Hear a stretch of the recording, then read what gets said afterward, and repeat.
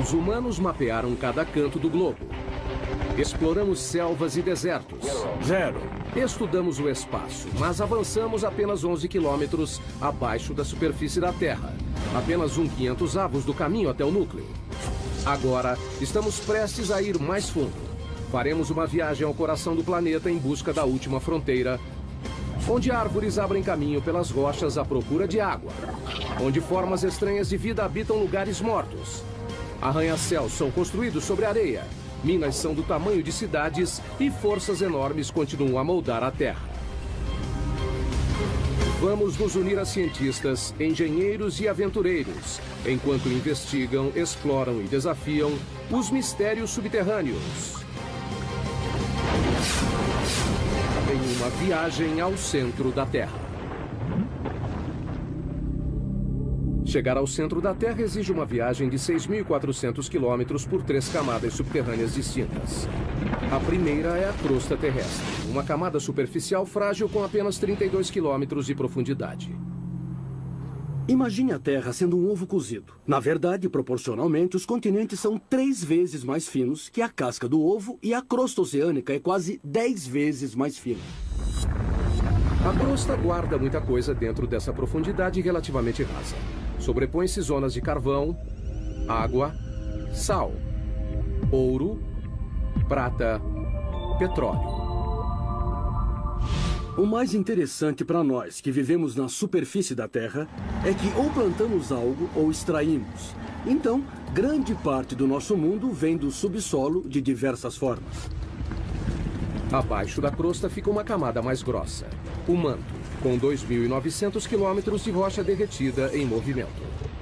Sob o planeta, há uma região extremamente agitada de rocha derretida, com pressão e temperatura alta. A mais de 3.780 graus Celsius, o manto está em agitação constante, rachando a crosta acima em grandes placas chamadas tectônicas. Essas placas agem moldando a Terra como em nenhum outro planeta. As placas que se movem centímetros por ano podem se juntar ou se separar com resultados incríveis. Temos vulcões em erupção na superfície, terremotos, e ainda conseguimos sobreviver nesse equilíbrio delicado. Por incrível que pareça, vulcões são fonte de riqueza e fertilidade. São os vulcões que trazem nutrientes e materiais para a superfície da Terra. E é por isso que temos os solos férteis. É de onde vêm os recursos minerais e é como se formam. 2.900 quilômetros abaixo, no núcleo externo, o ferro derretido guarda a chave para a nossa sobrevivência. Um campo magnético para o planeta que nos protege da radiação solar. Precisamos do campo magnético terrestre por causa da força intensa do nosso Sol. Por fim, alcançamos o núcleo interno, o ambiente natural mais mortal da Terra. E quando chega ao centro da Terra, a pressão é 3.600.000 vezes maior que a da superfície. É o suficiente para pegar essa rocha de granito e diminuir seu volume pela metade. Nossa incrível viagem começa a poucos centímetros abaixo de nós. Se retirarmos a camada superior da Terra, encontraremos um mundo de insetos. Nenhum tão difundido quanto o da formiga. Esse ninho deve ser bem grande.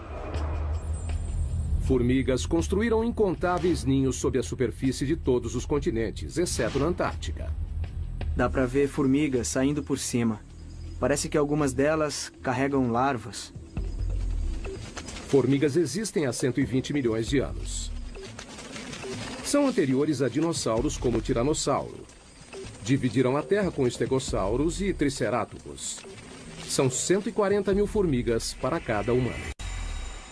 Eu não conheço outro inseto social que seja tão difundido. É uma sociedade que se estende por trechos imensos do ambiente terrestre. Formigas são rápidas. A velocidade delas é equivalente a um humano correndo a 65 km por hora. E são fortes. Podem levantar até 20 vezes o próprio peso, como um homem adulto levantando um carro. Mas o que mais fazem é construir ninhos. Surpreendentemente, uma tarefa crucial para os humanos. Os ninhos ajudam o ar e a água a penetrar no solo, mantendo-o fresco e fértil.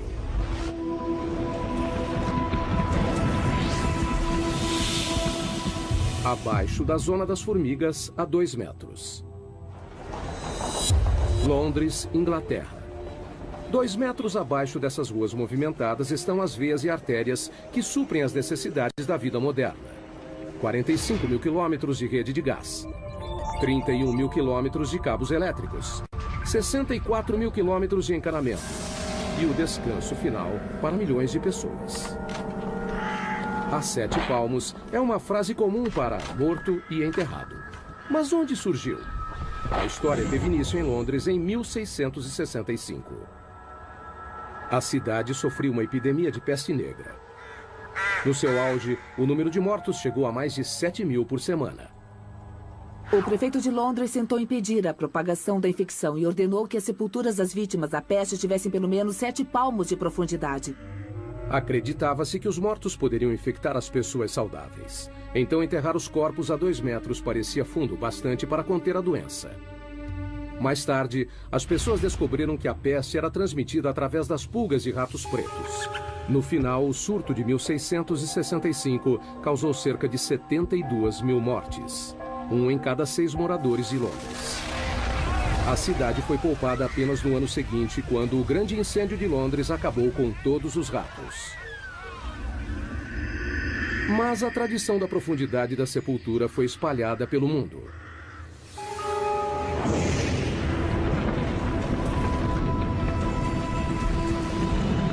Mais a fundo, outro pequeno passo em nossa viagem ao núcleo. 5 metros abaixo. Só há uma criatura capaz de viver nessa profundidade. Esses túneis são o lar do cão da pradaria, o maior cavador do mundo. Um animal que tem um impacto surpreendente em nosso ecossistema. Os cães da pradaria adultos têm 30 centímetros e pesam cerca de 1,5 kg, mas no subterrâneo são literalmente escavadeiras. Eles empurram a terra com a mão ou chutam a terra com as patas. E a parte mais interessante é que usam a cabeça como uma britadeira. Uma toca pode ter 5 metros de profundidade e mais de 90 metros de comprimento. É maior que um campo de futebol. E também incrivelmente complexa.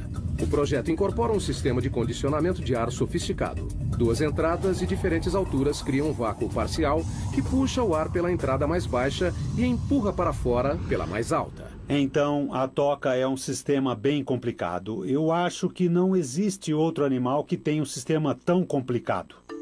Essas pequenas criaturas têm uma importância inesperada para outros animais. Muitos outros animais dependem dos cães da pradaria para sobreviver. Por exemplo, essas tocas têm um impacto importante no modo como a água e os nutrientes circulam no ecossistema da pradaria. A grama com elas é mais nutritiva. O terreno se beneficia com a presença de cães da pradaria. A escavação traz ar para o solo e os dejetos ajudam a fertilizá-lo. No início de 1800 havia 400 milhões de cães da pradaria, mas os fazendeiros os viam como peste e atiravam ou os envenenavam. Hoje existem menos de 100 milhões. Péssima notícia para as áreas onde vivem. Eles não fazem mais parte do ecossistema da pradaria como faziam antes, há 200 anos, porque não há número suficiente para povoarem o local e terem o impacto que precisamos. Então teremos mais corujas buraqueiras, os bisões irão se alimentar, as salamandras também. Por um lado, eles não estão ameaçados, mas o ecossistema da pradaria, como deveria ser e como era há 150 anos, esse está ameaçado. A próxima parada na nossa viagem ao núcleo é a 15 metros. Aqui, em muitos lugares do mundo, formas de vida superiores desaparecem. A Terra dá lugar a rochas. Começamos a encontrar carvão. O carvão se formou há cerca de 300 milhões de anos. Foi um processo único. O clima era mais quente e úmido do que hoje. Um grande pantanal dominava as regiões equatoriais da Terra. Com a queda de árvores e apodrecimento da vegetação no solo pantanoso, sedimentos sobrepostos foram comprimidos em rochas. Hoje, o carvão gera 1/3 da eletricidade do mundo. 7 bilhões de toneladas por ano são produzidas mundialmente. As maiores minas de carvão estão na China, Rússia e Estados Unidos. Só o estado da Pensilvânia produz 1% do fornecimento mundial. 1.500 pessoas viviam na cidade de Centralia, na Pensilvânia. Era uma pequena comunidade idílica. A gente andava de uma ponta a outra e conhecia todos na cidade. Era um jeito bom de viver. Hoje é uma cidade fantasma. Tudo por causa de um terrível acidente. Em 1962, uma queima de lixo foi iniciada propositalmente em um aterro ao lado do cemitério da cidade. Eles queriam limpar o aterro e colocaram fogo lá. Ele se espalhou por uma abertura que levava aos labirintos profundos das minas, velhas minas de carvão abandonadas que passam abaixo da Centralia. Alcançando uma profundidade de 15 metros, o fogo atingiu cerca de 180 hectares, o tamanho da Baixa Manhattan. E não parou por aí. O que alimenta o fogo é o carvão antrácito, rico em carbono e de combustão lenta.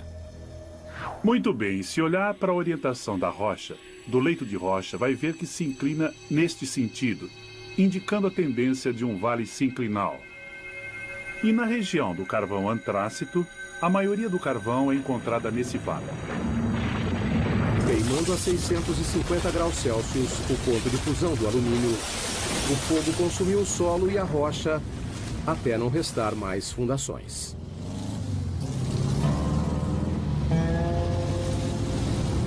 Hoje, o que era a Avenida Locust, a principal rua de Centralia, virou o trecho de uma estrada rural. É difícil imaginar que aqui era o centro da cidade.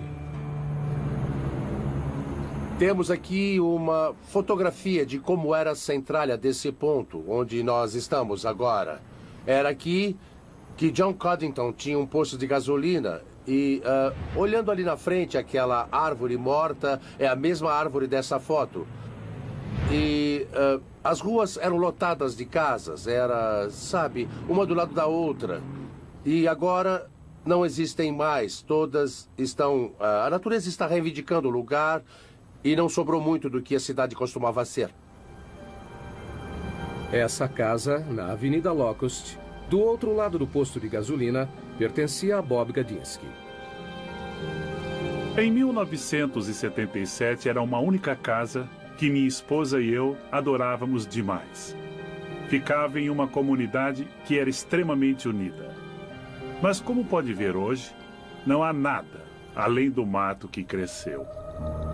Com o passar dos anos, o fogo ficou mais forte, mais ousado, chamuscando a paisagem, carbonizando as árvores, tudo do subsolo. Além do calor e da fumaça, o fogo emitia gás nocivo, como ainda faz até hoje. Tem monóxido de carbono, dióxido de carbono, sulfeto de hidrogênio e dióxido de enxofre. Então não é recomendável respirar este ar por causa desses gases que estão presentes. Quando as ruas começaram a se desintegrar, o governo federal interveio. Em 1984, o Congresso financiou uma evacuação voluntária. A maioria dos cidadãos de Centralia se mudou para nunca mais voltar. Era preocupante viver em cima do desastre. A gente se sentia preso. Eu estava preocupada com a segurança das crianças, então procurei sair o mais rápido possível. O fogo subterrâneo venceu. Our journey continues, moving deeper toward the Earth's core. Giant machines bore their way through a mountain. And engineers build the world's tallest skyscraper in a pile of sand. We're taking a journey to the Earth's core. Along the way, we'll encounter amazing animals, breathtaking feats of human endeavor, incredible engineering, and awesome natural wonders. De 15 para 150 metros subterrâneos. Agora a Terra já deu lugar ao leito de rocha. Essa é a zona de construção. A camada onde a maioria dos grandes projetos de construção do mundo toma forma. Como os metrôs. Existem 52 sistemas ferroviários subterrâneos no mundo. O mais extenso fica em Xangai, na China, com 420 quilômetros de trilhos, 55 quilômetros a mais que o de Nova York. Mas o túnel de metrô mais profundo é o de São Petersburgo, na Rússia, a 104 metros, quase à altura da Estátua da Liberdade. Antigamente os túneis eram cavados assim, ou assim. Agora eles usam isso. A tuneladora, também conhecida como tatuzão. A tuneladora foi usada pela primeira vez em 1956 para cavar o túnel de esgoto do rio Humber, em Toronto. A máquina tem 120 metros de comprimento. A cabeça de corte tem 15 metros de diâmetro e gira 3 vezes por minuto para escavar a rocha. Um feixe de laser a mantém no caminho. Conforme as tuneladoras avançam, anéis de aço e lajes de concreto são instalados. Como uma fábrica móvel, ela corta a rocha à frente e deixa um túnel finalizado para trás. A tuneladora é o segredo por trás de alguns dos maiores túneis do mundo, como o túnel base de São Gotardo, que liga a Suíça e a Itália através da cordilheira mais alta da Europa, os Alpes. Em seu lugar mais profundo, o túnel está a 2,5 km abaixo dos picos da cordilheira. Com 58 quilômetros, é o túnel ferroviário mais comprido do mundo. A construção começou em 1996. Foram utilizadas 4 tuneladoras que perfuraram 2 túneis paralelos simultaneamente dos 2 lados, através de 24 milhões de toneladas de rocha. Demorou 14 anos, mas, em outubro de 2010, o projeto foi finalizado. Antes, os caminhões levavam 4 horas para chegar de Zurique, na Suíça, até Milão, na Itália. O túnel diminuiu o tempo de viagem em 90 minutos. O leito de rocha pode ser um empecilho para os engenheiros, que precisam atravessá-lo para construir um túnel. Mas esse mesmo leito é necessário para a base dos edifícios mais altos do mundo.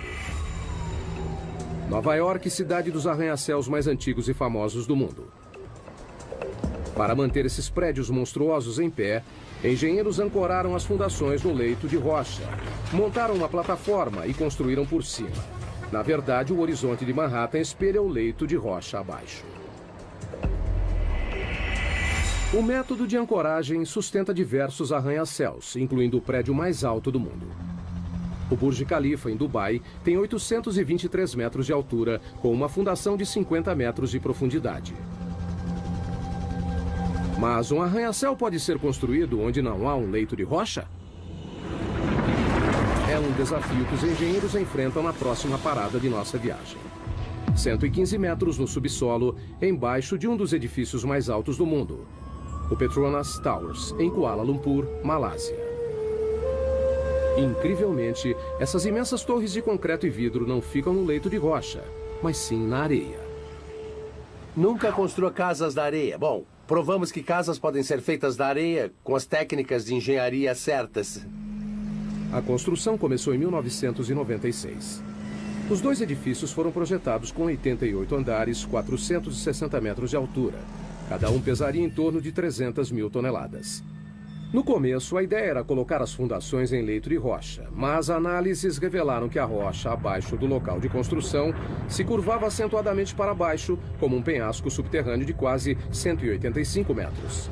Se continuassem, as torres ficariam metade sobre o topo do penhasco e metade fora. Um convite para o desastre. Se mantivéssemos a posição original, não haveria a torre desabaria. O local da construção estava em uma área confinada do centro.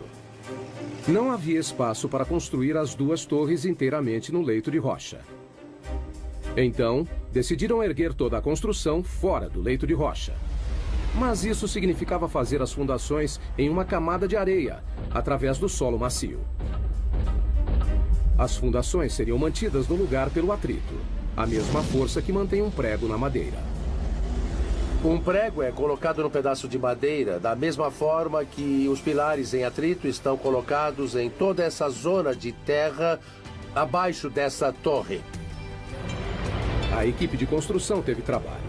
Foram colocados 104 pilares sob cada torre, com 3 metros de distância entre eles. Praticamente uma floresta de concreto e aço. Alguns pilares têm 115 metros de profundidade. Em 2011, são as fundações mais profundas de qualquer prédio do mundo. A engenharia subterrânea alcançou o impossível. 2 torres de 460 metros, construídas sobre areia. Os engenheiros usam a geologia há tempos para guiá-los em seu trabalho.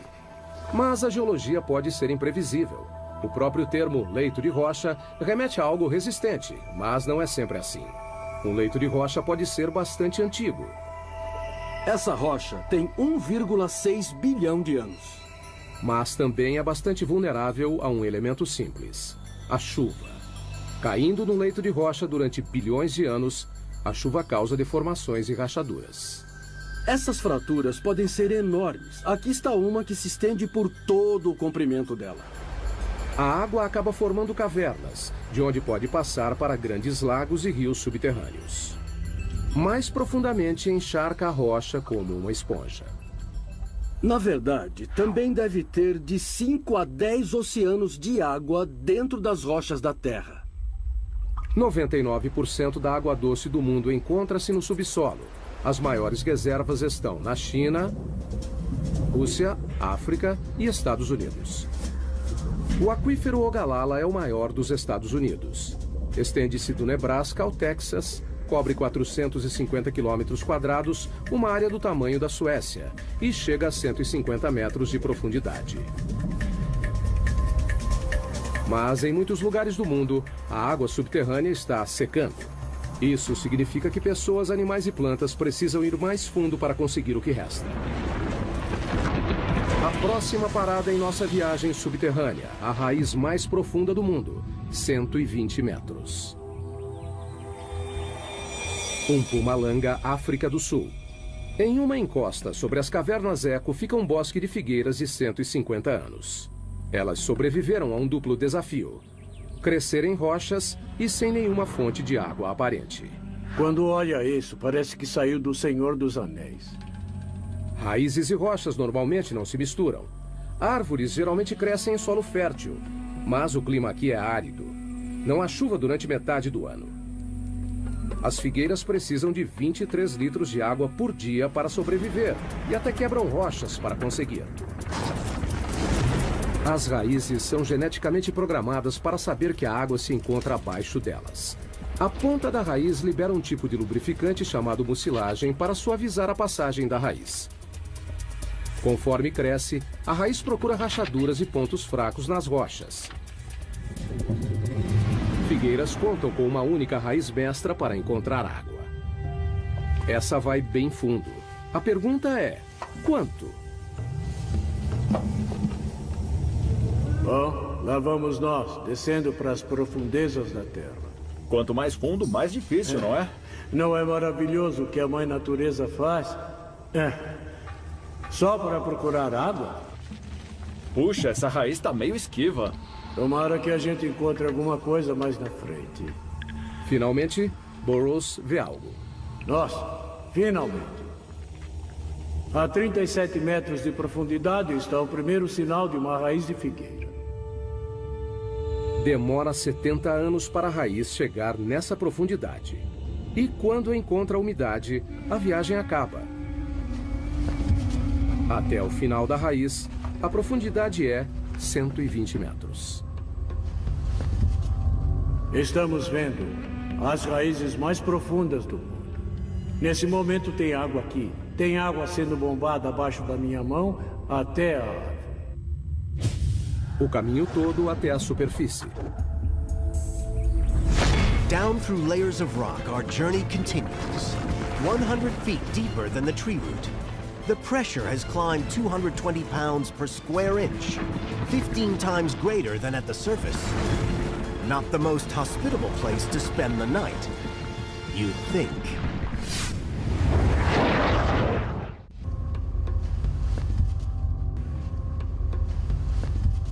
Depois dos mamíferos subterrâneos, túneis artificiais e da raiz mais profunda, entramos na área dos minerais. As rochas são feitas de minerais. A humanidade extrai as riquezas minerais da Terra há mais de 40 mil anos. Mas o que fazer com uma mina que atingiu o fim da vida útil? Algo bem inesperado. É o que a próxima parada dessa viagem revela. Sala, Suécia. 150 metros de profundidade. Desde 2006, uma antiga mina de prata é o local da suíte de hotel mais procurada do mundo. Apesar de decorada com prata e com uma sala de jantar exclusiva, o banheiro mais próximo fica na superfície. E a temperatura ambiente é de 4 graus. A mina de prata, que hoje abriga um quarto, foi fechada em 1908. Durante 400 anos, os mineiros cavaram 40 mil toneladas de rocha, principalmente com as mãos. No século XVI, essa era a mina mais importante da Suécia.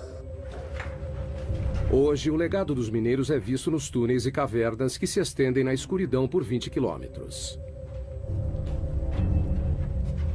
O grande interesse turístico pela mina deu a ideia da suíte de hotel.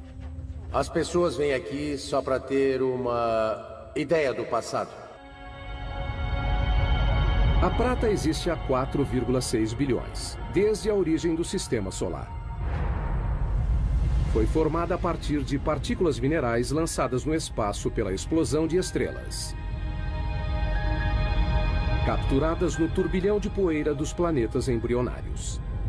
Fundidas em pepitas puras pelo calor e água do subsolo. Hoje, a prata é extraída na Austrália, China, Europa e nas Américas, somando 20 mil toneladas por ano.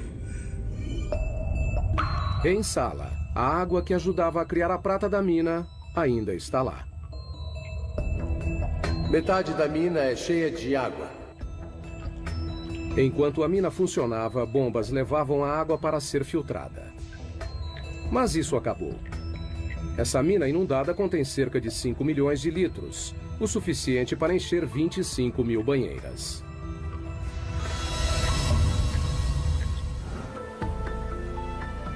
Marco e Tatya Hannistow alugaram a suíte de hotel subterrânea para comemorar o 15º aniversário de casamento. Tá certo? A ideia foi dela. Perfeito. Bom, eu queria fazer uma grande surpresa para ele. E alguma coisa especial. Vamos lá? O elevador leva 4 minutos e meio avançando 60 centímetros por segundo para chegar na suíte de 150 metros abaixo. Marco está com dúvidas. Eu tô nervoso.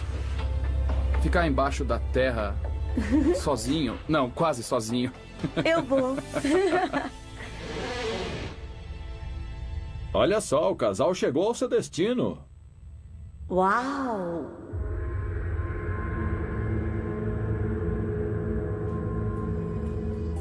Ai, isso é maravilhoso.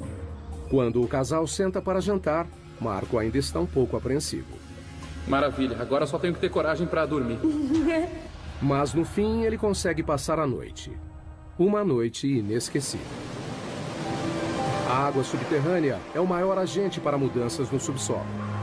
Ela não só reage quimicamente com os minerais para criar metais como a prata, mas também pode literalmente derreter a rocha. Cidade da Guatemala 2010. Um estrondo repentino, queda de alvenaria. Quando a poeira baixou, a única coisa que restou foi um buraco enorme. Com 30 metros de profundidade e 20 metros de largura, um quarteirão inteiro desapareceu. A cidade da Guatemala é construída sobre calcário poroso. O fluxo de água subterrâneo dissolveu a rocha, deixando somente uma camada superficial frágil, que poderia ceder a qualquer momento. Inacreditavelmente, o desabamento tirou apenas uma vida. Mas já é o segundo grande buraco na cidade em 3 anos.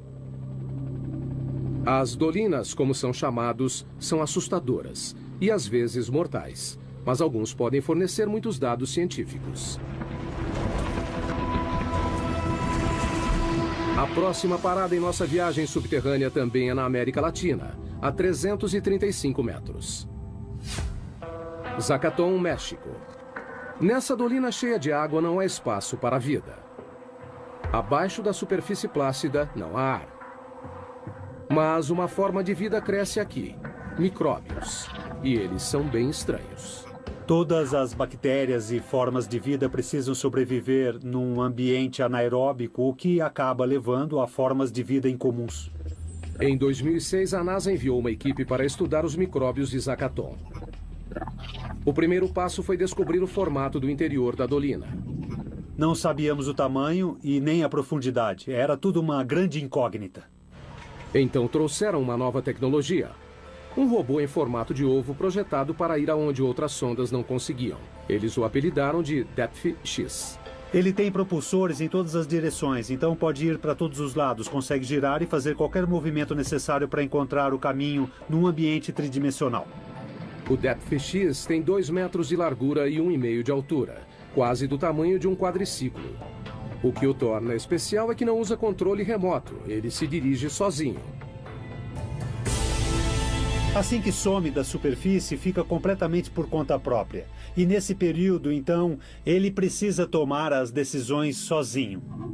Para enxergar, o robô depende do sonar, uma tecnologia desenvolvida no início do século XX para emitir ondas sonoras potentes pelas paredes e o chão da dolina. Como um morcego voando em uma caverna escura, o robô cria um mapa em 3D, atualizado e contínuo em sua memória. A habilidade do Depth X em pensar por conta própria foi algo pioneiro na engenharia robótica. Para poder mapear, para coletar uma amostra ou voltar para a superfície, são escolhas que dependem somente dele. Depois de 50 mergulhos, o Depth X conhecia cada centímetro do lugar. As pessoas se perdem em grutas e não sabem se estão na segunda ou terceira interseção. Um robô como o Depth X faz um bom trabalho para distinguir dessas situações confusas e, em alguns casos, faz melhor que as pessoas. Em pouco tempo, os segredos de Zakaton foram desvendados. Sabemos que é quente. Talvez existam aquíferos termais alimentando Zakaton. Mas a maior surpresa foi a descoberta de mais de 100 tipos de bactérias, incluindo 6 novas espécies de micróbios chamados de arqueia, que têm um estilo de vida estranho, à custa de enxofre. Uma das árqueas tinha enxofre dentro do organismo, então estava metabolizando o enxofre, o enxofre da água e usando como fonte de energia. A descoberta confirma que a vida não precisa das mesmas condições da Terra para se desenvolver. Um dia, um descendente do Depth X pode acabar fazendo uma viagem pelo espaço. Veremos esses exploradores avançando, indo para lugares que as pessoas não podem ir. Em lugares como a Lua de Júpiter, Europa, na busca por uma forma de vida similar em outro mundo. Há muitas dolinas na América Latina, principalmente no México. Só na província de Yucatán há mais de 3.000 delas. Algumas contêm água, outras não. Mas nenhuma delas pode ser comparada à nossa próxima parada da viagem. O poço vertical mais profundo do mundo, a Caverna das Andorinhas.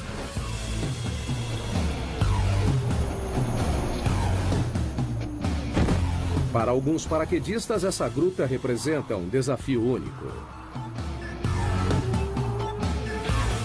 Você vai para a beirada e olha para baixo. E quando você pula, sente a corrente de ar. –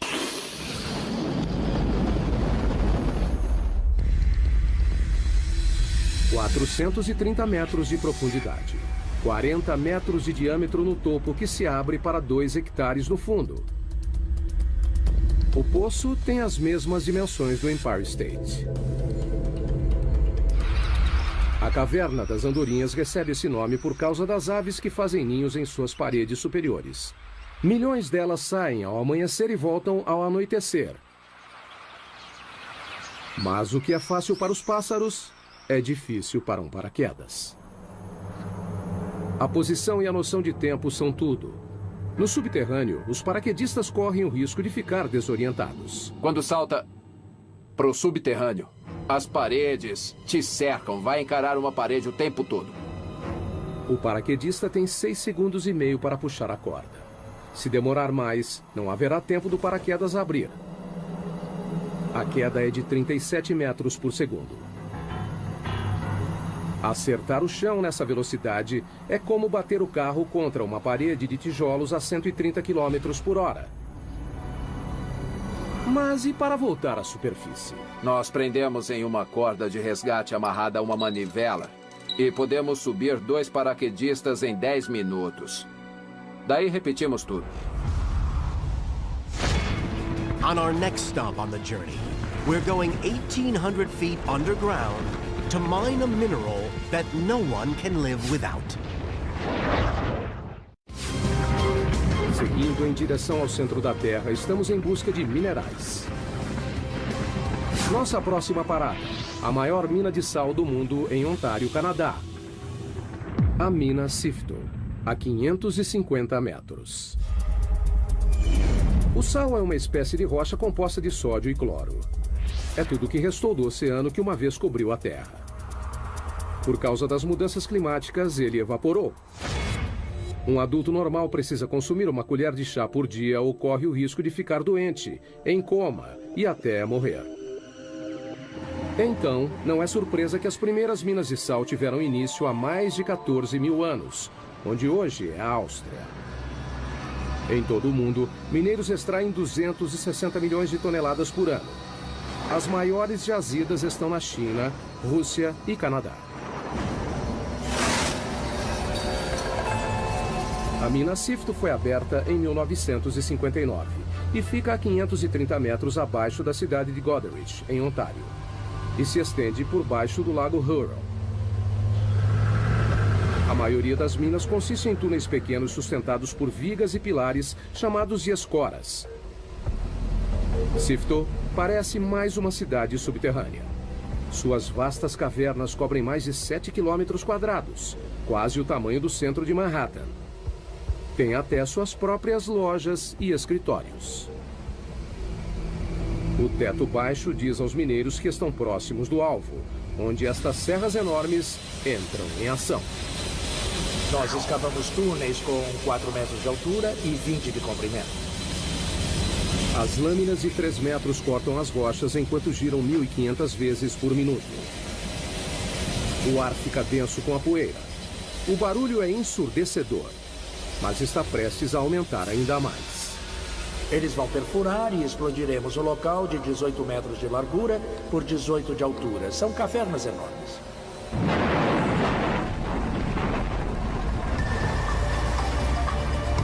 Caminhões gigantes levam as rochas cortadas de volta para a mina e colocam nas mandíbulas de um triturador faminto. Os caminhões descarregam 10 vezes por hora, o tempo todo, 7 dias por semana. Nos 4 minutos em que esse monstro é carregado, lascas de 250 quilos são reduzidas a pedras menores. Esteiras levam o sal para o silo regulador. É um tanque enorme que coloca o sal dentro dos baldes que sobem e descem e mandamos o sal para cima. Mas esse grande silo é uma vantagem enorme para nós. Com o silo regulador, todo o processo pode ser feito no subterrâneo. Estamos falando de uma taxa de 24 a 26 mil toneladas içadas por dia e temos capacidade para mais que isso. Todo dia, essa mina produz sal suficiente para metade da população mundial. E a Sifto acredita que pode manter a produção por mais 250 anos.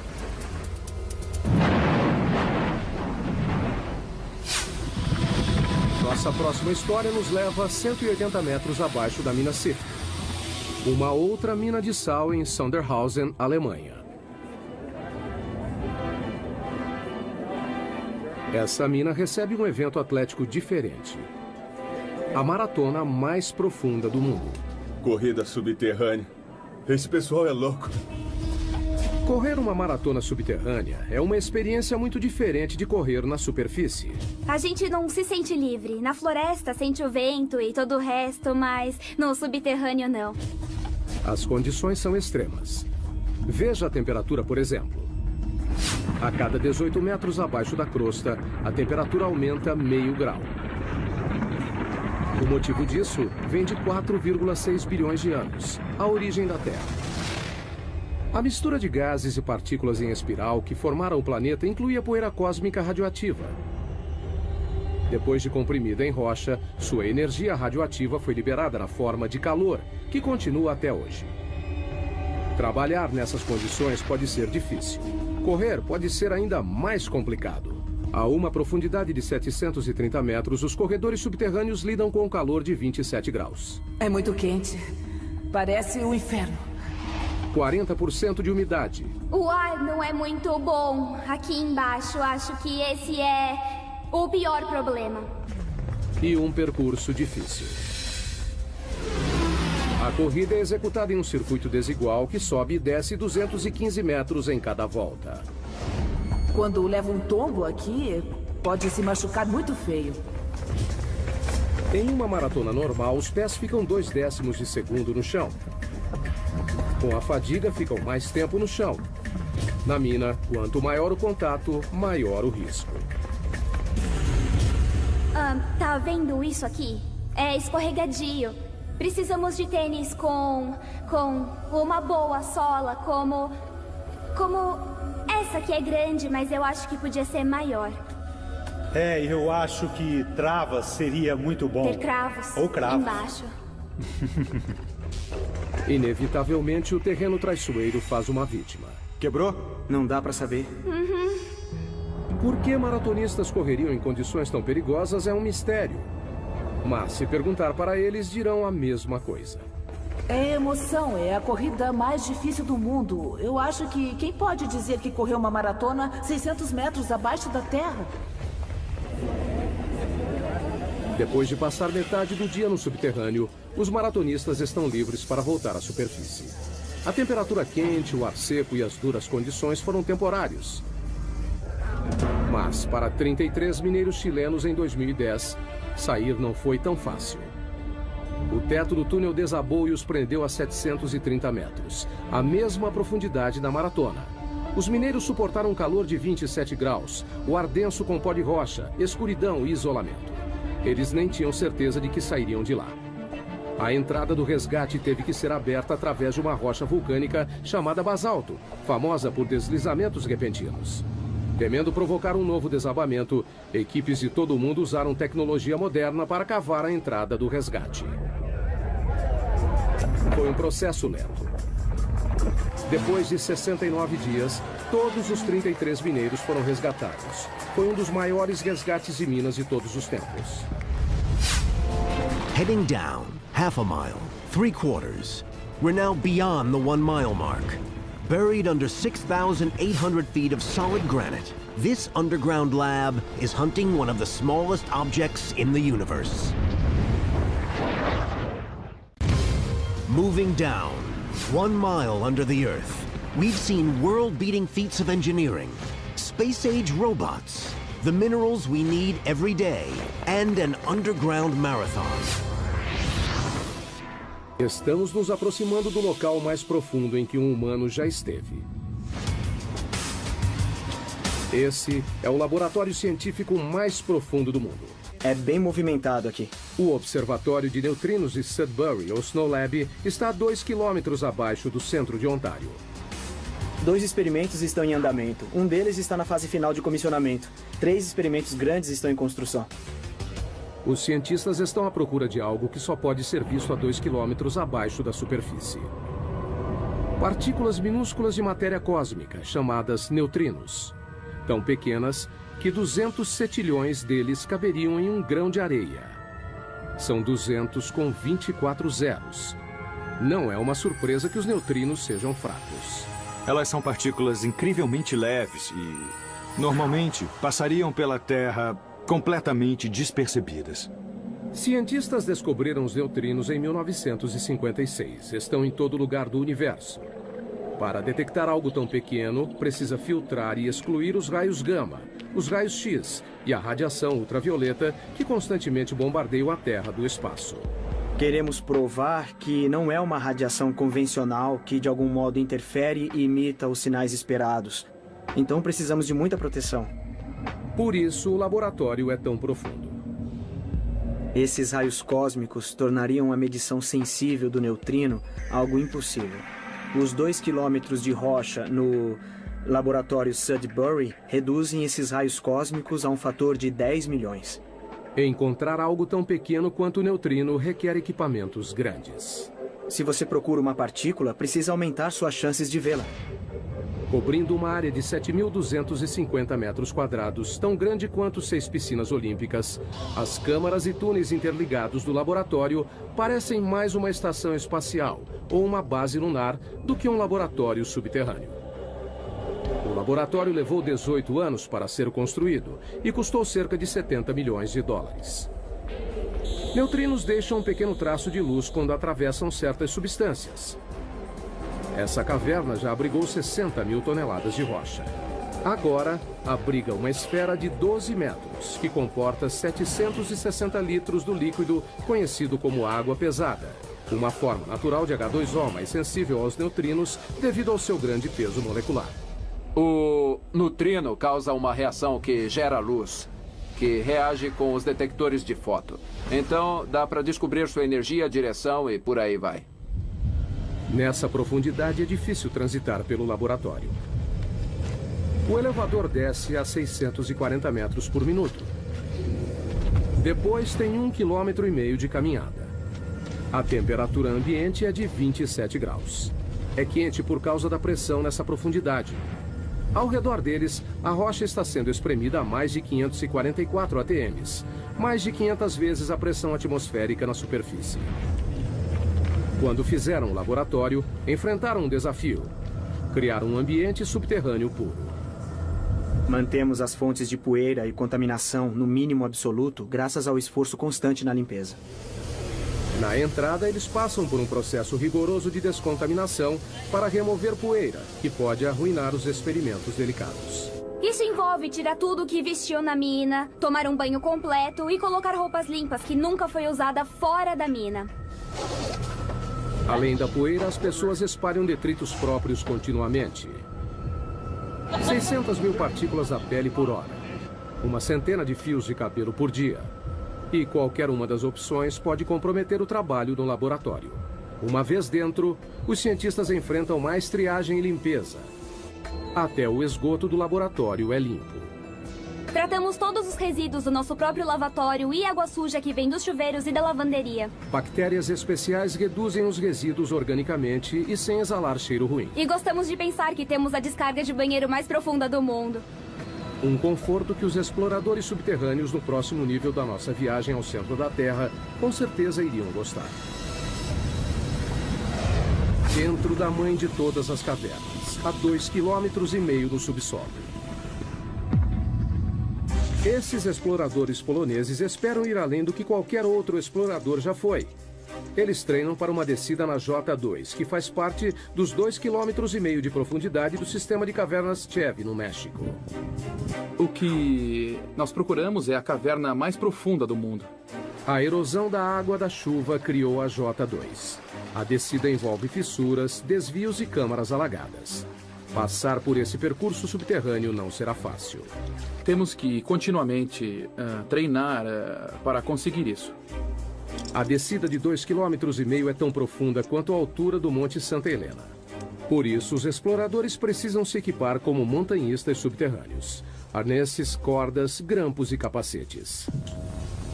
A caverna Kasprowy Nizhnia, na Polônia, tem condições similares à J2. Só não é tão profunda. O treinamento da descida começa. Conforme a equipe desce, a frequência cardíaca sobe para 140 batimentos por minuto. Os exploradores geralmente queimam 6.000 calorias por dia, quase o dobro do normal diário. A gente tem que trazer muito alimento para a caverna. Na expedição verdadeira, cada explorador carregará mais de 27 quilos de alimento para um acampamento até quase metade do caminho. Mesmo que seja cansativo carregar todo esse alimento para cá, porque estamos a pouco mais do que 1 quilômetro, é essencial, porque a gente precisa encher a barriga. Os exploradores adoram entrar no subterrâneo. Quanto menor e mais apertado, melhor. Para mim é como um parquinho. É brincar com os amigos. Mas a verdadeira J2 não é um jardim de infância. Ela contém passagens tão apertadas que até os exploradores mais experientes achariam assustadoras. Eu sou pequena, então não costumo me sair mal em lugares apertados, mas não entro em lugares muito apertados. Eu acho que odiaria isso. Para passar pelas fissuras, os exploradores precisam reunir toda a experiência e habilidade. Porque se você escorregar apenas 20 centímetros, você pode ficar preso em uma fissura. O que poderia ser fatal, já que o resgate não conseguiria chegar tão longe. A descida continua. Os exploradores seguem a viagem. Você desce, desce e desce cada vez mais e mais, e você não pode pensar em subir, só em descer cada vez mais. O maior desafio da J2 é a água. A gruta leva a uma série de câmaras alagadas chamadas fossas. São 3 dias rastejando, pulando, escalando e descendo para chegar nesta passagem alagada, cheia de água, onde você precisa usar o equipamento de mergulho e então o jogo começa. Se chover enquanto estiverem no subterrâneo, a equipe corre o risco de ficar presa. Na última expedição, a J2, 2 equipes ficaram presas nessa caverna. Mas com o avanço do treinamento, uma volta para o México é uma perspectiva que ainda deseja.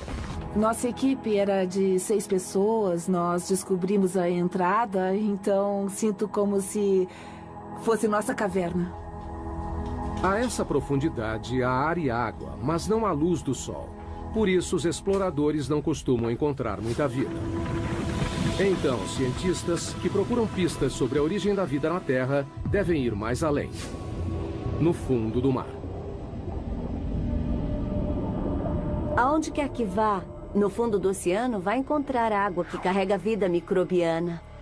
No litoral de Vancouver, na Colômbia Britânica, o submergível Alvin faz o mergulho. Pensamos nos estudos como nossas missões da Apollo. Alvin é um mini submarino de águas profundas de 16 toneladas e 7 metros de comprimento. Ele leva uma equipe de 3 pessoas a 2,5 km de profundidade na busca por micróbios gerados do interior da Terra. Os micróbios não se parecem com nada da superfície. 75%, no mínimo, do conteúdo genético dessas vidas nós não conseguimos reconhecer. É isso que o Alvin procura. Água quente saindo debaixo do leito do mar, que é rica em micróbios. Estamos começando a entender que eles existem, só não entendemos direito exatamente como. Essas aberturas podem atingir temperaturas de 400 graus Celsius. São resultado do movimento das placas tectônicas.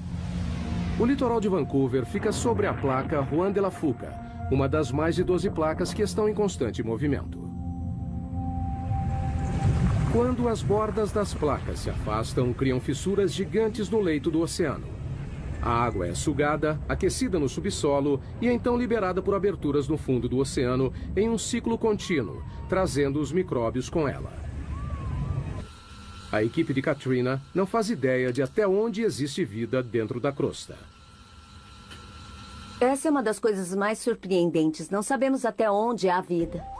Para descobrir, estão instalando sensores conhecidos como rolhas, em uma área de 3.240 km² do leito do mar, 2 vezes maior que o tamanho da cidade de Los Angeles. As rolhas de 2,5 metros são equipadas com monitores de pressão e temperatura.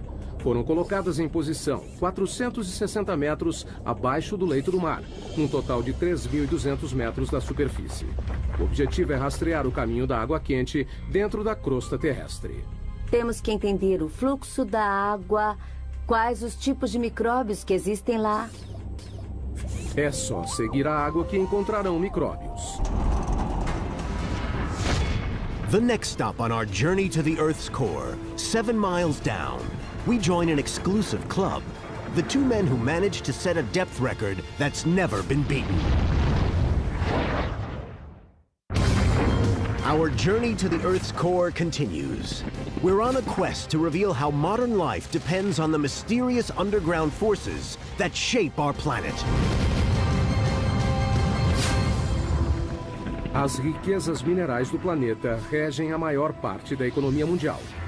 Quanto mais raro, mais os mineiros cavarão para encontrá-lo. Tautona, África do Sul. Viajando a 16 metros por segundo, os mineiros levam 1 hora para descer os 3.000 metros até o fundo da mina mais profunda do mundo. A missão: achar ouro. O ouro é formado a partir da poeira cósmica, de um modo parecido com a prata, só que é mais raro. Menos de 200 toneladas foram extraídas desde o início dos registros históricos. A produção da Tautona, de 12,5 toneladas por ano, fornece metade da oferta mundial de ouro. Assim que o elevador abre, um sopro de vento quente recebe os mineiros. A essa profundidade, a temperatura ambiente é de 54 graus Celsius, mais quente que um dia de verão no Vale da Morte. Um sistema de ar-condicionado enorme abaixa para 28 graus. Ainda quente, mas suportável. Enquanto os 5.600 mineiros que trabalham aqui suam a camisa nas galerias e túneis, também precisam ficar de olho no teto. Nessa profundidade, qualquer tremor pode provocar um pequeno terremoto subterrâneo. A queda de rochas mata diversos trabalhadores todo ano. Na próxima parada da viagem ao centro da Terra, vamos 3 vezes mais fundo que os mineiros de Tautona, para o lugar mais profundo já alcançado por humanos. No Pacífico Ocidental, a 11 quilômetros subterrâneos, encontra-se a Depressão Challenger, uma fissura de 69 quilômetros de largura no leito do oceano que se estende por 2.530 quilômetros, a mesma distância de Nova York a San Antonio, no Texas. E o perigo aqui não é o calor ou os tremores de terra, é a pressão. Em 23 de janeiro de 1960, o oceanógrafo suíço Jean Piccard e o comandante da Marinha americana Don Walsh partiram em uma embarcação subaquática única para se tornarem os primeiros e até agora únicos humanos a verem o verdadeiro fundo do mar. Don Walsh revive a viagem histórica. Foi o único submersível que foi até a Depressão Challenger e por quase 50 anos ninguém mais voltou lá. E por uma boa razão. A pressão a 11 quilômetros de profundidade é esmagadora. 1.080 ATMs. Imagine o peso de 48 Boeing 747 em cima de um dedo. Para suportar esse peso incrível, Piccard projetou um submergível chamado Trieste. Com 15 metros de comprimento, 4 metros de diâmetro, ele pesava 51 toneladas, quase o tamanho de um caminhão de lixo médio carregado. Para a proteção, a equipe ficou em uma esfera de aço de 2 metros de diâmetro, de 16 toneladas. Não tinha espaço para as pernas. A gente tinha meio metro cúbico para 2 pessoas. É quase o tamanho de uma geladeira doméstica. O que, levando em conta a água a 1 grau Celsius negativo, não parecia tão ruim assim. A temperatura dentro do casco era aproximadamente a de uma geladeira também. Para flutuar, o Trieste foi suspenso por uma boia, um tipo de balão submarino. Mas ao contrário de balões que voam no céu, a equipe não conseguiu usar hélio. Então decidiram usar outra coisa. Todos sabemos que petróleo é mais leve que a água, então o Trieste usou gasolina. Foram necessários mais de 85 mil litros de gasolina para conseguirem flutuabilidade. O suficiente para encher 500 tanques de carro. 8 da manhã, hora da ação. A descida começa. É um processo lento e cauteloso. O tamanho e o posicionamento das janelas da cabine do Trieste dificultam a visão. Esta é a janela de visão principal. É uma peça de acrílico de 18 centímetros de espessura. E tem uma portinhola do outro lado da esfera com uma janela menor. E tem uma janela no tubo de entrada. A 200 metros, o Trieste mergulhou na escuridão. Eles atingiram o limite de penetração da luz solar. Mas a 910 metros, a natureza trouxe ajuda. A única coisa que iluminava o abismo era a bioluminescência dos animais e plânctons. Como se fossem vagalumes, eles carregavam a própria fonte de luz. Então parecia neve caindo de cabeça para baixo. Depois de mais de 1 hora, surgiu um problema. Houve um barulhão a 6 quilômetros. A 6 quilômetros submarinos, Walsh teve que verificar os equipamentos. Ouvimos o barulho, checamos todos os medidores internos e parecia tudo bem, então continuamos o mergulho. Mas então ele viu algo. Olhei pelo vidro da portinhola e vi uma rachadura assim na janela. A equipe estava a 1 passo da morte certa. Se o vidro interno tivesse rachado, teríamos morrido na hora, porque a pressão externa a 6.000 metros é de uns 680 ATMs. Então, teria sido imediato. Talvez nem notássemos. Mas a janela resistiu e eles decidiram soldá-la. Depois de quase 5 horas, o Trieste finalmente se aproximou do fundo. Walsh viu algo inacreditável. Um pouco antes de pousar, nós vimos um linguado. Animais vertebrados não deveriam viver nessa profundidade. Mas eles não tiveram a chance de investigar mais fundo. Assim que pousamos, uma nuvem enorme de sedimento subiu e só baixou depois de 20 minutos. A lama do fundo do mar os cegou. Foi como estar numa tigela de leite. Eles não tiveram escolha. A gente não via nada, não dava para tirar fotos e a lama não baixava. Decidimos voltar para a superfície. Para permitir que o Trieste fizesse a viagem de volta, Walsh controlou o peso soltando o lastro. A gente tinha 2 barris de lastro cheios de bola de aço e no fundo do barril tinha um eletroímã. Com o ímã acionado, as bolas ficaram no barril. Desligamos a força elétrica e elas desceram. Ao apertar um botão, o Trieste começou a voltar para a superfície. E entrou para a história. 11 quilômetros é o limite para a exploração humana. Atravessamos mais de 1/3 da crosta terrestre. Pessoas saem de cela, máquinas assumem. Todos os cientistas utilizam ferramentas para ajudá-los a explorar lugares que não podem ir. Telescópios, microscópios. Mas geólogos enfrentam um problema diferente.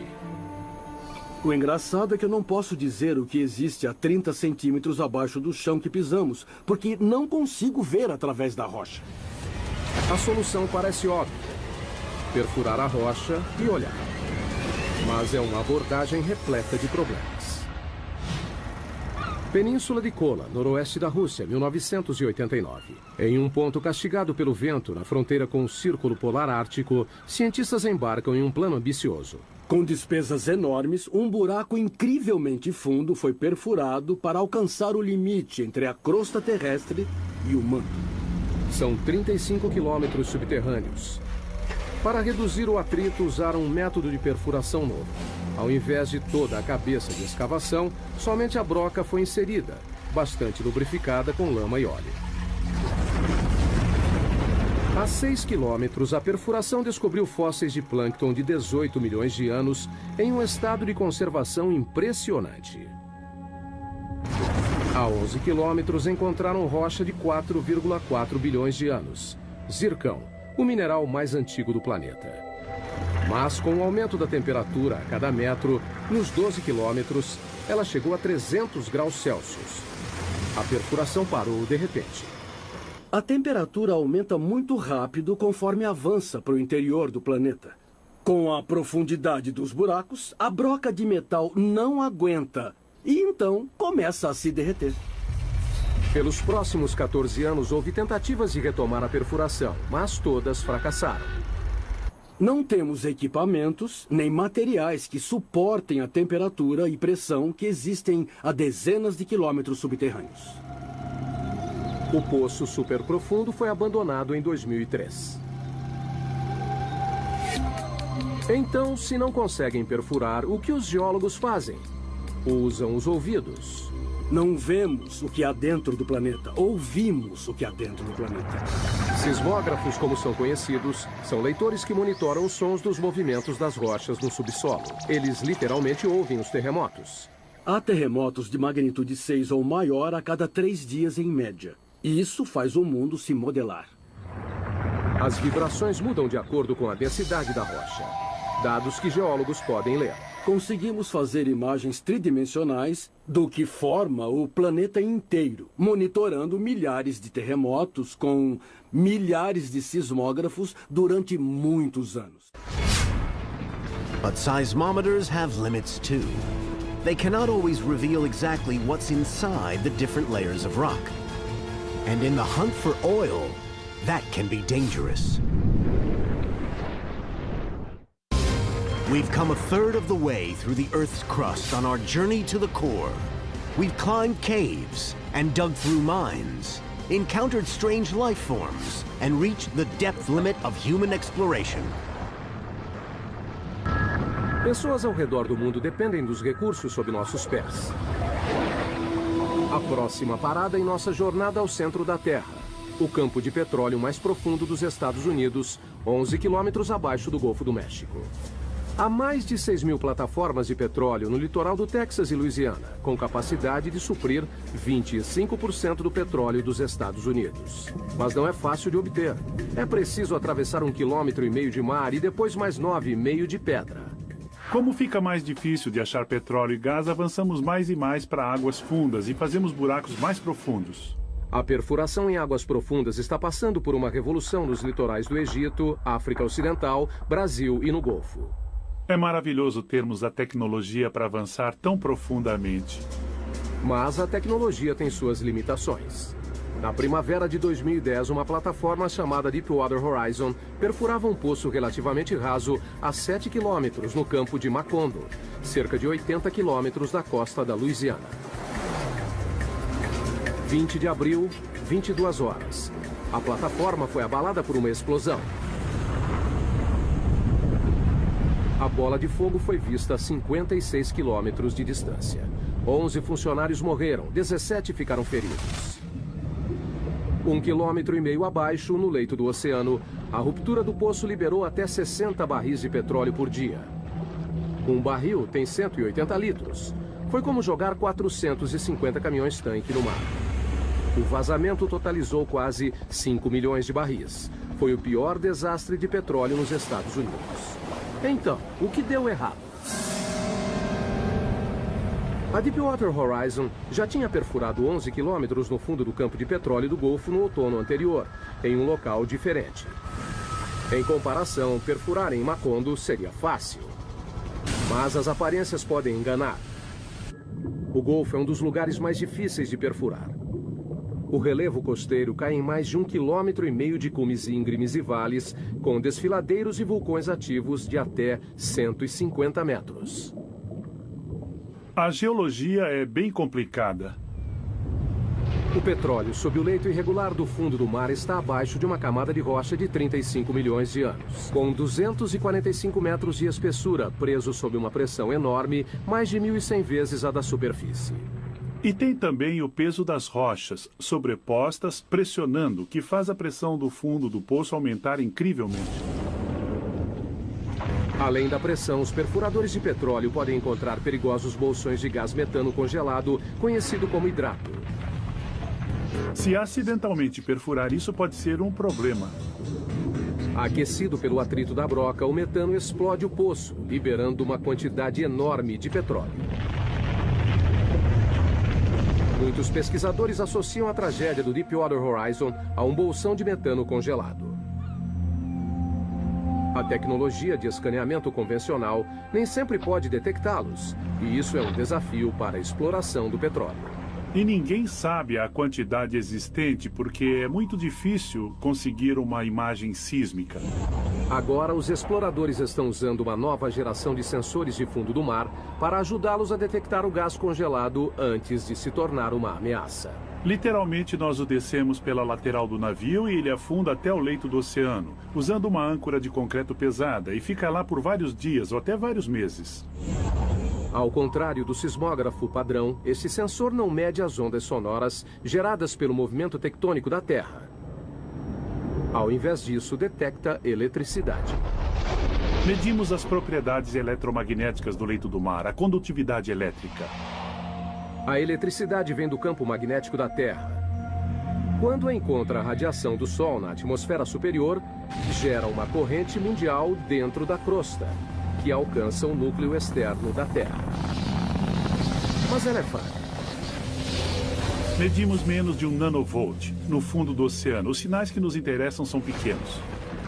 A corrente passa por diferentes rochas dependendo da facilidade com que conduzem ou resistem à eletricidade. Ao medir essa corrente, os sensores fornecem uma imagem mais detalhada do que há na rocha, fazendo a distinção entre um bom condutor, como a água, e um mau condutor, como o petróleo.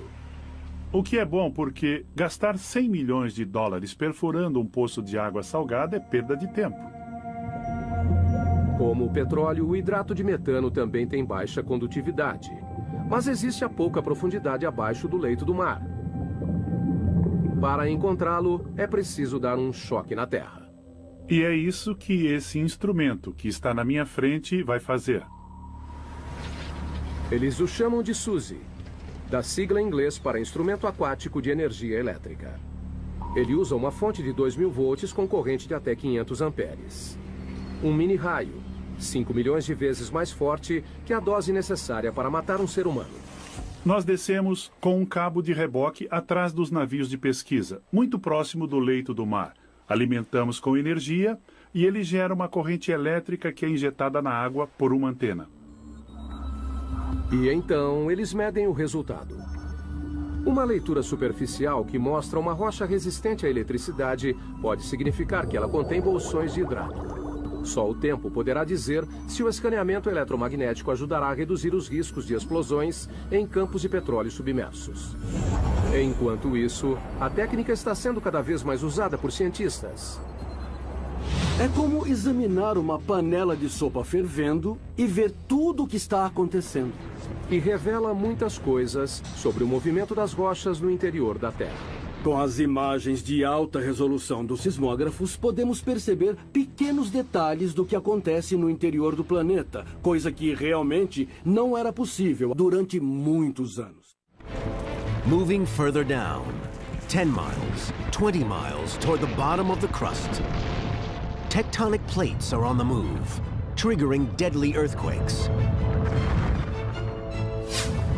While molten rock held rigid by pressure pushes at every crack and fissure, waiting for a chance to explode to the surface. Estamos quase na metade do caminho pela crosta. Cerca de 5 quilômetros mais fundo do que qualquer ser humano já foi. Não é um lugar muito agradável.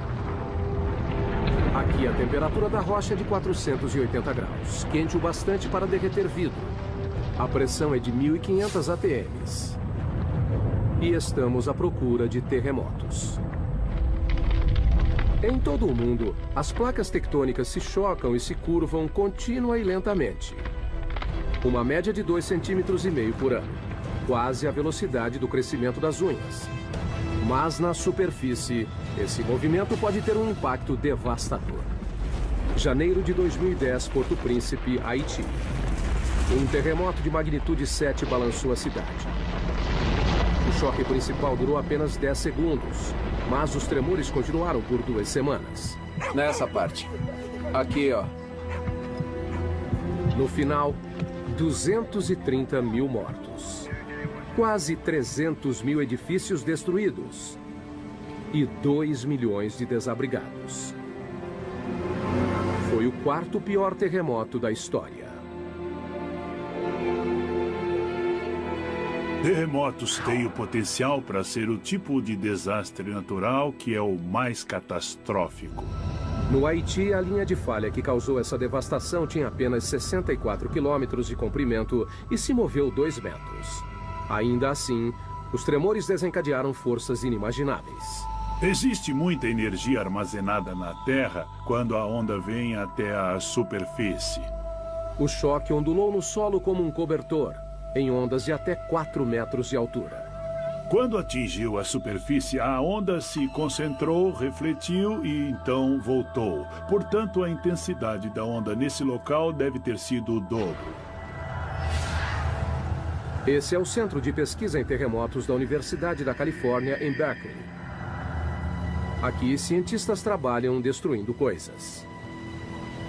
Esses são alguns modelos de teste de colunas de canto e pode ver que estão bastante danificadas.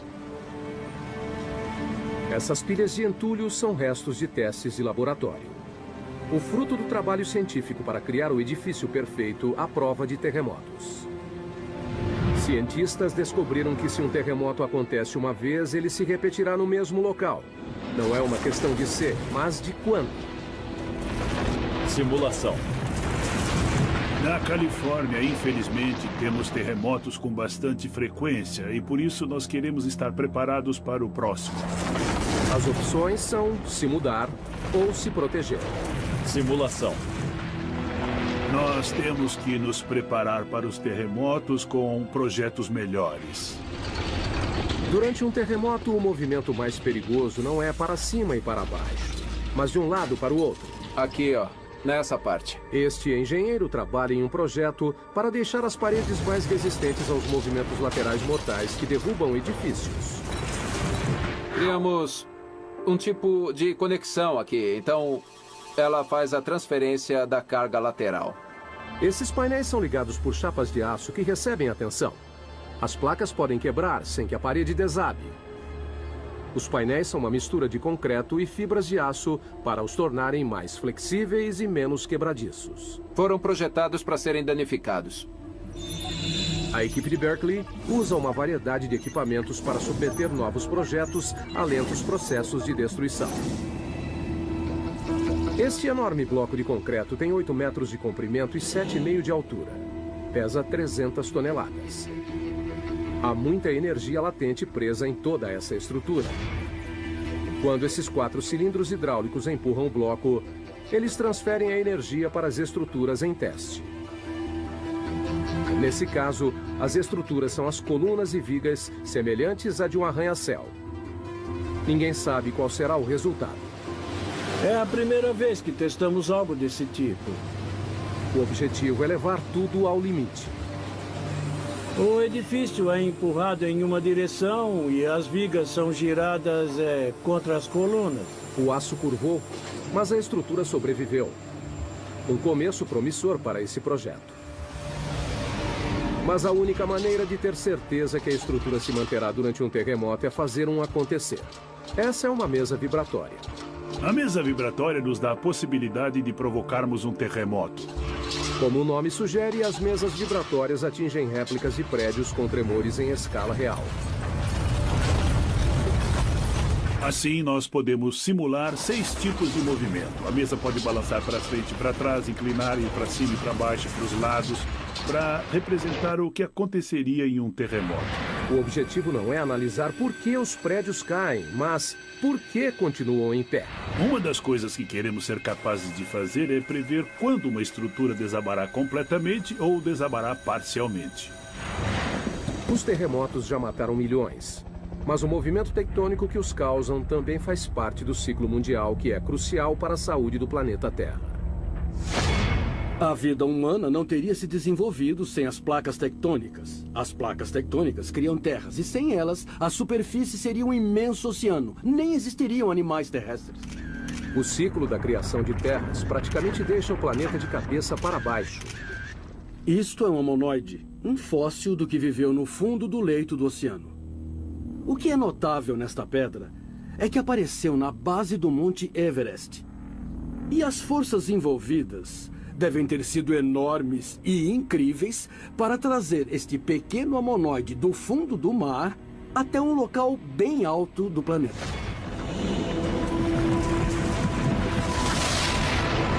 E a fonte dessas forças estão mais abaixo das placas tectônicas. É a próxima parada da nossa jornada ao centro. 35 quilômetros abaixo está o manto.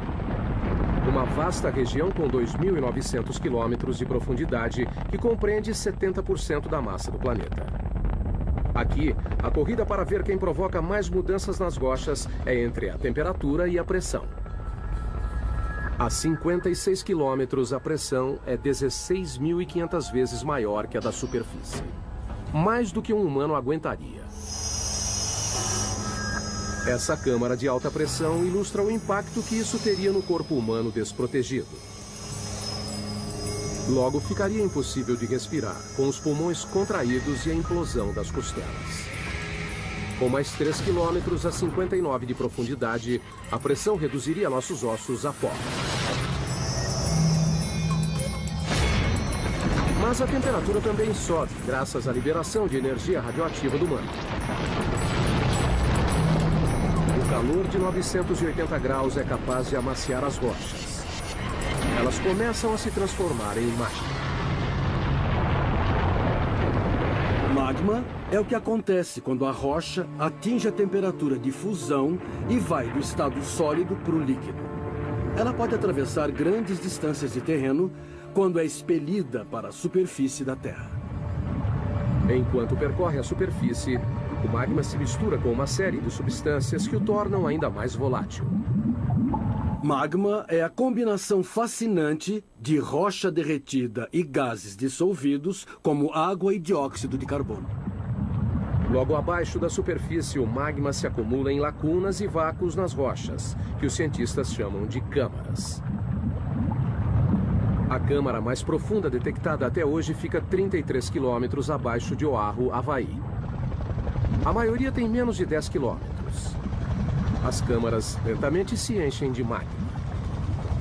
Com o aumento da pressão no subterrâneo, o magma é forçado em direção à superfície. Uma hora o ponto de ruptura é atingido. O resultado, erupção vulcânica. Uma das imagens mais poderosas do interior da Terra é dos poucos lugares onde o interior vem para a superfície, como no vulcão. 500 milhões de pessoas no mundo vivem bem perto de um vulcão. Uma única erupção pode ser catastrófica. Vulcões podem subir bem depressa e, em alguns casos, levaram dezenas de milhões de anos para serem criados. Acontecem sem aviso, chegam a 530 graus e é quase impossível de serem parados. Abril de 2010. O vulcão Eiffel entra em erupção na Islândia. Liberou 99 milhões de metros cúbicos de cinzas, o bastante para encher 40 mil piscinas olímpicas. Uma nuvem de cinzas de 9 quilômetros foi para o ar.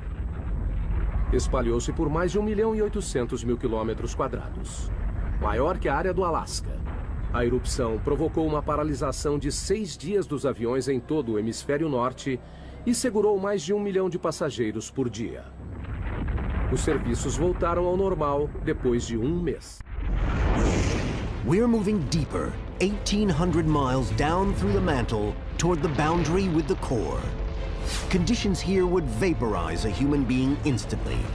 Yet here lies the protector of all life on Earth, a mysterious magnetic field.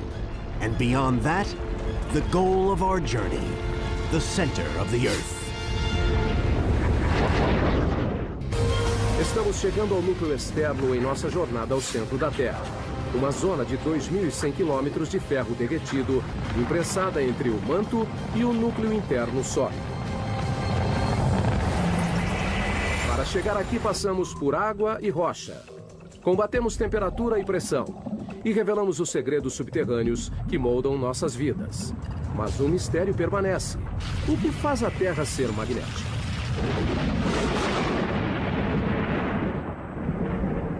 O campo magnético da Terra se estende por 72 mil quilômetros no espaço.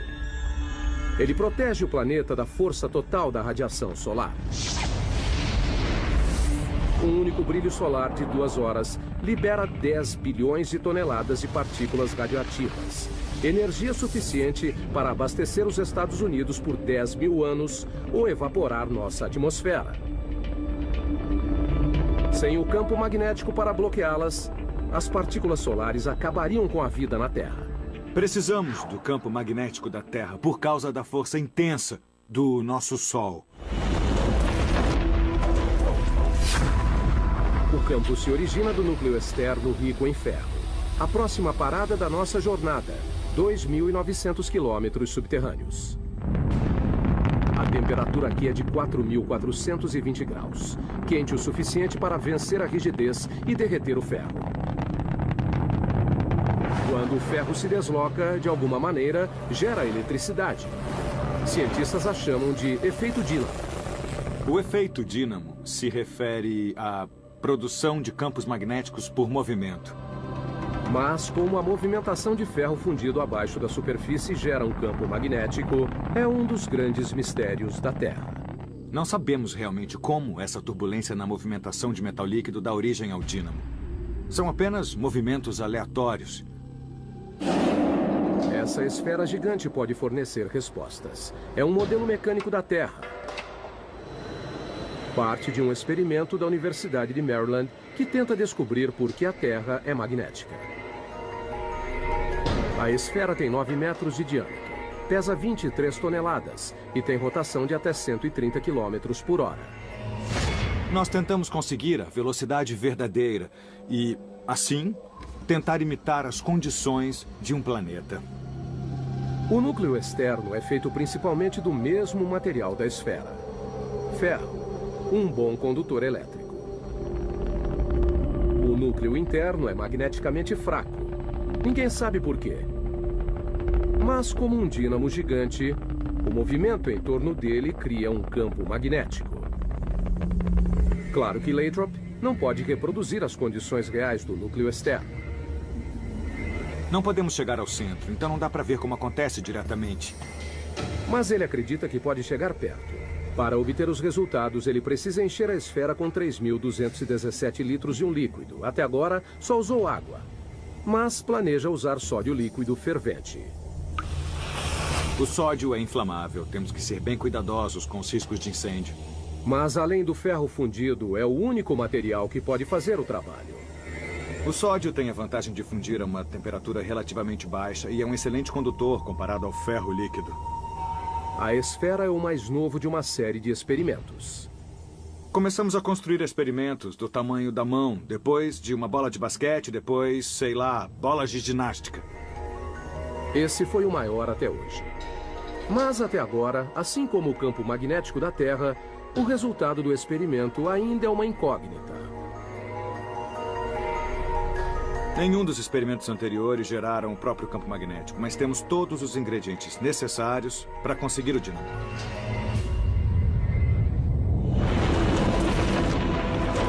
Quase 6.500 quilômetros subterrâneos, chegamos ao final da nossa jornada, o núcleo da Terra.